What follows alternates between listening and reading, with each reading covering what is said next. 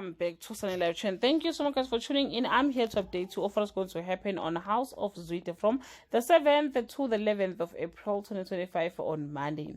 Ayanda wakes from a harrowing nightmare, still haunted by the event of Sizwe's attack. On the other hand, Msizi tells Faith that he intends to make amends with Ayanda so they can mend their fractured relationship on Tuesday. Harriet reluctantly agrees to let Msizi talk to Ayanda.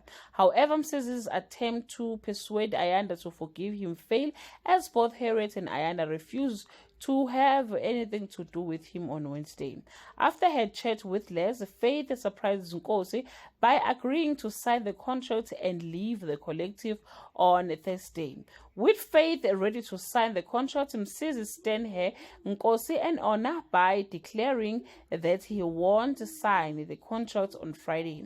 After Faith failed to get Msizi to help her about his real reason for not signing the contract, Nkosi then resolved to deal with the issue himself. Well guys, that's all I have for today. Can leave your comment below and share your opinion.